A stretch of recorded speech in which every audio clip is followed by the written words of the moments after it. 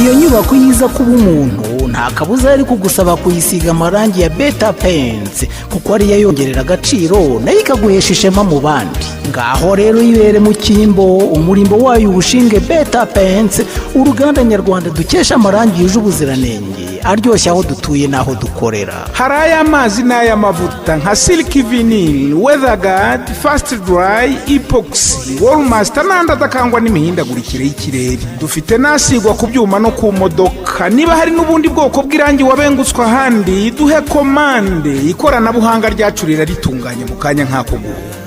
Mu Rwanda kandi twihariye gukora amasitike nziza z'ibyuma n'iz'ibirahuri. Produit za Beta Paints murazisanga mu gihugu hose, naho kurangura ni Remera ya ruguru ya gare ku Muhima hateganye na Hotel Kapi mu Gakiriro ka Gisozi hafi y'Umukindo House. Hari kandi ni Rubavu hafi y'urusengero rw'Abadive, i Musanze ni Rusizi. Ariko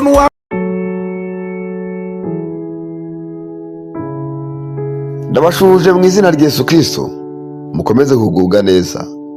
Mbaye ikaze mu kiganiro iri mfasha ry'umunsi. Tugeze gice cya 218 kiri mfasha ry'umunsi.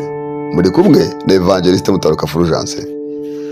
Turasoma ijambo dusanga mu rwandiko Paulo yandikiye Abefeso ibice 6:11. Aravuga ngo mwambaye intwaro zose z'Imana kugira ngo mubashe guhagarara mudatsinzwe n'uburiganya bwa Satani. Reka dusubiremo. Mwambare intwaro zose z'Imana kugira ngo mubashe guhagarara mudatsinzwe n'uburiganya bwa Satani. Imana idufashe cyane. Muri iri jambo cyangwa muri iki gice ndashaka ko tuganira ku ijambo rifite insanganyamatsiko ivuga ngo gutsinda umuriganya n'uburiganya. Gutsinda umuriganya n'uburiganya. Reka mbanze mbibutse yuko muri iri jambo umuriganya uvugwamo ni Satani, kandi Satani niwe uriganya. N'andi magambo, iri jambo uburiganya ni ijambo ryumvikana mu Kinyarwanda, kandi tuzi ijambo uburiganya ntekereza yuko umuntu wese wumva Ikinyarwanda abasha kumva uburiganya, kuko ni ijambo ntekereza ko risobanutse. Nk'uko musanzwe mubizi cyangwa se nk'uko nje kubibabwira dusomye muri iri jambo, dusanze yuko muri iri jambo biratubwiye ngo mwambaye intwaro zose z'Imana kugira ngo mubashe guhagarara mudatsinzwe n'uburiganya bwa Satani. Satani nk'uko mubizi ni umuriganya. Iyo dusoma ijambo ry'Imana mu gitabo cy'Itangiriro mu gice cya 3 umurongo wa 1, tuhasanga inkuru z'uburyo Satani cyangwa se yaje mu ishusho y'inzoka. Biravuga ngo inzoka yarushaga uburiganya inyamaswa zo mu ishyamba zose Uwiteka Imana yaremye. Ibaza uwo mugore iti ni ukuri koko Imana yavuze iti ntimuzarye ku giti cyose cyo muri iyo ngobyi?